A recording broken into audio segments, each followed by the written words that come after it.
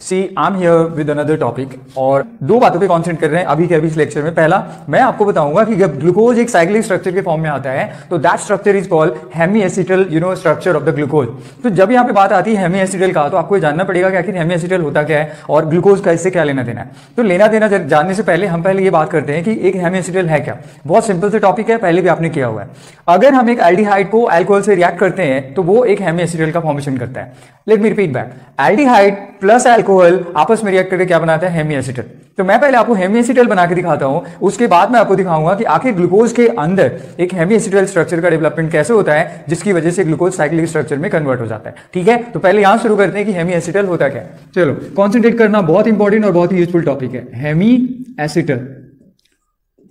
Hemy acetal now जैसे मैंने कहा कि हेमी एसिटल किससे बनता है, एल्डिहाइड प्लस अल्कोहल से। तो मैं आपको शॉर्ट में यहाँ पे इसके गाइडलाइंस में मेंशन कर देता हूं कि ये एल्डिहाइड और अल्कोहल से बनता है।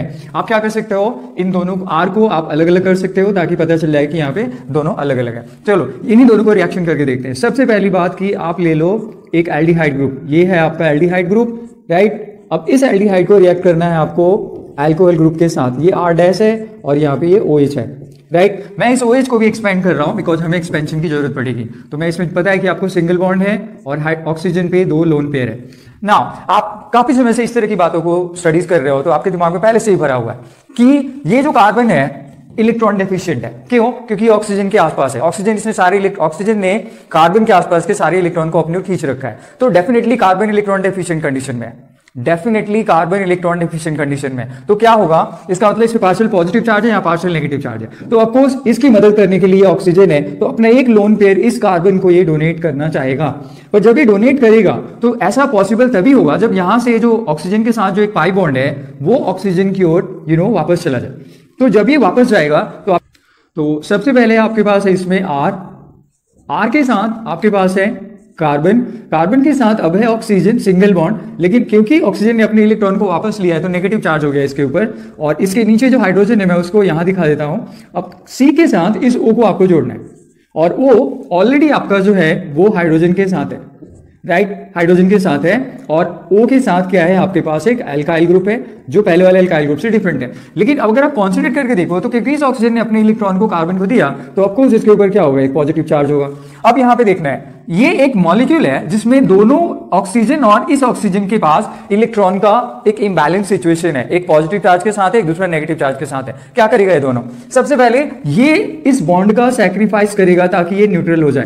तो यहां से जो हाइड्रोजन बन के निकला पॉजिटिव चार्ज के फॉर्म में, ये अप्रोच करेगा इस ऑक्सीजन को, ध्यान से देखना है। तो ये न्यूट्रल हो जाएगा और हाइड्रोजन जाकर के इसके ऊपर जुड़ जाएगा। तो मैं वही कर रहा हूं, मैं एग्जैक्टली इसी स्ट्रक्चर को आपको नीचे ड्रॉ करके दिखा रहा हूं। So you have R, right, you have C, now you have got OH here, OH, and apart from that you have oxygen here and along with that you have a R dash, but also यहाँ पे क्या है, हमारे पास एक hydrogen भी है। तो इस कंपाउंड को अगर आप देखो तो यहाँ पे एक एल्कोक्सी ग्रुप है और यहाँ एक हाइड्रोक्सी ग्रुप है, इसीलिए इसका नाम क्या है, इसको हम बोलते हैं alkoxy alcohol. This is called alkoxy alcohol. So this is called alkoxy alcohol, लेकिन इसको हम प्रॉपर या पॉपुलर नाम से क्या बोलते हैं, hemiacetal, sorry. So this is also called hemiacetal. Just pay attention, बहुत इंपॉर्टेंट है ये हेमी एसिटल, राइट। तो इस तरीके से हेमी एसिटल बनता है। अब बात करते हैं कि इस हेमी एसिटल में और ग्लूकोज में क्या रिलेशन है। सबसे पहली बात, ये जो हेमी एसिटल बना है एल्डिहाइड और अल्कोहल के बीच में, यानी 2 डिफरेंट मॉलिक्यूल के बीच का ये हेमी एसिटल है। तो जब भी 2 मॉलिक्यूल के बीच में हेमी एसिटल फॉर्मेशन हो, that is called intermolecular hemiacetal, right. This is called intermolecular hemiacetal compound, यानी ये वाला हमारा इंटर हेमी एसिटल कंपाउंड है। लेकिन अब हम ग्लूकोज में जो करेंगे उसमें क्या होगा, ग्लूकोज के अंदर ही आपको एसिटल स्ट्रक्चर बना के दिखाएंगे, तो इसलिए वो होगा intramolecular hemiacetal structure. So that's why it is called intramolecular hemi acetal structure of the glucose। अब फटाफट से इसको करते हैं कि है क्या। तो मैं इसको यहीं पे रहने देता हूं और फिर इसके नीचे स्पेस है हमारे पास काफी सारा, तो मैं इसी स्पेस को यूज करते हुए आपको वो स्ट्रक्चर भी बना के दिखाता हूं। ठीक है, अब आप इसको फॉलो अप करना क्या है, देखो आपको अच्छी तरह से बताया गया था कि जो ग्लूकोज का स्ट्रक्चर है वो कुछ इस तरह है, C double bond O, right. उसके बाद आपके पास यहाँ पे H है और ठीक इसके नीचे क्या है, अगर आप सिंपल स्ट्रक्चर बनाना चाहते हो तो आप एक सिंपल सा वर्क कर सकते हो। चलो पहले नॉर्मल करते हैं, बाद में कुछ सिंपलिसिटी। तो दूसरे कार्बन का हाइड्रोक्साइड राइट में है, ठीक है, तीसरे कार्बन का हाइड्रोक्साइड लेफ्ट में है, चौथे कार्बन का और बाकी सबका जो हाइड्रोक्साइड है वो हमारा राइट साइड में है। तो ये वाला भी राइट साइड में है, ये वाला भी राइट साइड में है, और सबसे लास्ट वाला है हमारा CH2OH के फॉर्म में। आई होप आप सबको याद होगा, यानी यहां पे हाइड्रोजन है, यहां पर भी हाइड्रोजन है, और यहां पर भी प्लस यहां पर भी हाइड्रोजन है। तो ये स्ट्रक्चर मैं पिछले कई दिनों से आपको इसके बारे में बता रहा हूं, तो डेफिनेटली याद होगा कि ये ऐसा है। अब आते हैं कि इसमें ये हेमीएसिटल स्ट्रक्चर कैसे बनता है। ध्यान देना, बहुत इंटरेस्टिंग है। I remember, I tell you what, if you are serious enough, want to do something, follow it, right? Because it's not something a joke. So you have to be serious, you have to be taking attention, focus करके देखो, concentrate करो, and बिना सीखे ये मत सोचो कि ये मेरे लिए पॉसिबल नहीं है। So let's do that. क्या करना है? अगेन ये आपको पता है कि ये फर्स्ट कार्बन है आपका, और ये मैं इस वाले की बात कर रहा हूं जो कि हमारा फिफ्थ कार्बन है। ये कौन सा कार्बन है? फिफ्थ है। तो मैं क्या करूंगा, फर्स्ट कार्बन और फिफ्थ OH के बीच में स्ट्रक्चर बनाऊंगा। अगर आपके दिमाग में अभी ये क्वेश्चन आ रहा है कि मैं फर्स्ट और फिफ्थ की बात क्यों कर रहा हूं, तो स्ट्रक्चर बनने दो, फिर मैं आपको समझाता हूं ऐसा क्यों है, अभी बताऊंगा। तो अब आप देखो, जहां पे क्या हो रहा था कि एक एल्डिहाइड ग्रुप क्या है, दूसरे के अल्कोहल ग्रुप के साथ यहां पे अटैच हो रहा था। तो होगा क्या, यहां से इसके पास जो लोन पेयर है, इसके पास जो लोन पेयर है, ये लोन पेयर जाएगा इस कार्बन के पास, इस कार्बन के पास, जिससे इसका पाई बॉन्ड चला जाएगा ऑक्सीजन की ओर, राइट। फिर ये जो प्रोटॉन रिलीज होगा, ये जो प्रोटॉन रिलीज होगा, ये प्रोटॉन जाएगा किसके पास? ऑक्सीजन के पास।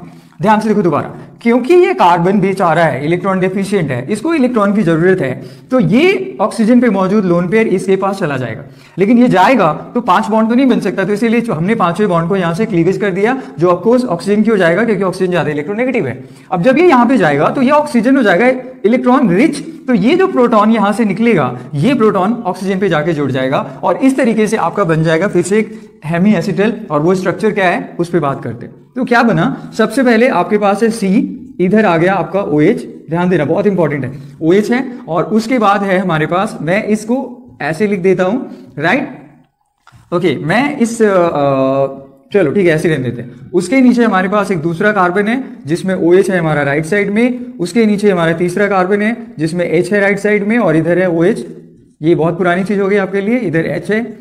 फोर्थ कार्बन पे हमारे पास अगेन इधर OH है और इधर H है। फिफ्थ कार्बन पे भी हमारा OH क्या है, राइट साइड में है, राइट साइड में है, लेफ्ट साइड में हाइड्रोजन है, और सिक्स कार्बन है आपका CH2OH, राइट, CH2OH। अब आप देखना क्या हो रहा था, ये जो हमारा फिफ्थ कार्बन है, हमने क्या किया था कि ऑक्सीजन के साथ कार्बन को जोड़ा था, तो ये हाइड्रोजन तो चला गया है यहां पर ना, तो इसीलिए हम क्या कर रहे हैं, इस कार्बन को कुछ इस तरीके से जोड़ रहे हैं, और बीच में हम लगा देंगे क्या, ऑक्सीजन। यहां पे ध्यान दो, ये ऑक्सीजन को मैंने यहां दिखाया है और हाइड्रोजन को दे दिया इसको, ये वाला हाइड्रोजन यहां से आया है, राइट। तो ये जो आपका स्ट्रक्चर बना, this is what called the cyclic structure of the glucose. अब क्वेश्चन उठता है कि अगर इसको साइक्लिक फॉर्म में लिखते हैं तो कैसे लिखेंगे, राइट। सबसे पहले आप क्या करो, एक बेंजीन बना लो हॉरिजॉन्टली, ठीक है, बेंजीन बना लो मैं, 1 2 3, राइट। अब देखना है 1 2 3 4 5 6 है। अब क्या करना, सबसे पहले ये वाले किसी को भी ले सकते हो, इस वाले कार्बन को हटाओ और आप ऑक्सीजन लगा दो, क्योंकि अगर आप देखो तो 1 2 3 4 5 2 3 4 5 ये कार्बन है और ये ऑक्सीजन है। अब यहां से आप देखो, ये वाले को सपोज हम नंबरिंग कर देते हैं 1, इसको कर देते हैं हम 2, इसको हम कर लेते हैं 3, ये है हमारा 4 और ये है हमारा 5, ठीक है। अब कैसे करना है उसको देखो, जितने भी हाइड्रोक्साइड हमारे राइट साइड में है, 1 2 3 4 हाइड्रोक्साइड हमारा राइट साइड में, तो जो भी राइट साइड में है उनको हम नीचे दिखा देंगे, ठीक है, ठीक है, इनको नीचे दिखा दे, 1 2 3 को इसको। तो यानी हम क्या करते हैं, इसको यहां पे एक बॉन्ड बनाते हैं और नीचे लिख देते हैं OH, ऊपर लिख देते हैं H, ठीक है। फिर दूसरे कार्बन पे जाते हैं, नीचे फिर से लिख देंगे OH और ऊपर लिख देंगे इसका H। तीसरे वाले पे 1 2, तीसरे वाले का सिचुएशन डिफरेंट है, इसमें OH होगा अंदर, ठीक है, और H होगा बाहर। और ये जो फोर्थ वाला है, ये जो फोर्थ वाला है हमारा, फोर्थ वाले पे फिर से ध्यान दो, OH अगेन नीचे आएगा और एक H इसका ऊपर जाएगा। पांचवें पे तो सीधा CH2OH है और वो ऑफकोर्स रिंग के बाहर है, तो हम सीधा लिख देंगे CH2OH। to all the hydroxide group that is present here, I will be placing and you should be placing below the 6-membered ring. तो ये क्या है? This is a 6-membered ring. अब यहाँ पे आते हैं just second 6-membered ring. अब हम आते हैं उस टॉपिक पे कि आखिर हमने 5वें के साथ ही क्यों अपना रिंग बनाया था. तो 5th के साथ ही क्यों रिंग बनाया गया, that is very important. Now pay attention. आप पहले से जानते हो कि a cyclic compound with 6 carbon और 6-membered ring is most stable. सबसे ज्यादा स्टेबल कौन होता है? 6-membered ring. तो अगर आप 5th के साथ ये हेमी एसिटल डेवलपमेंट नहीं करते तो ये स्ट्रक्चर या ये जो रिजल्टिंग कंपाउंड है बहुत ज्यादा स्टेबल नहीं होता. उसी स्टेबिलिटी को ध्यान में रखने के लिए remember that's in order to get the stability what you have to do, you have to make the ring at the possible using the 6 carbon right there. So that's the reason we started this hemiacetal development at the 5th carbon.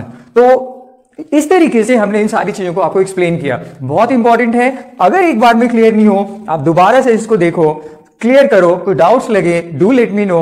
और फिर उसके बाद मैं आपको बताता हूं कि इसके बाद फिशर स्ट्रक्चर, इसका ग्लूकोज का फिशर स्ट्रक्चर क्या है, जिसमें मैं आपको अल्फा और बीटा डी ग्लूकोज के बारे में बताऊंगा. But till then I would say thanks for watching, take care and do study, because without having study nothing going to come your way, right? So don't take it light, take it very serious, and that's how you can prove it yourself, right? So take care and good.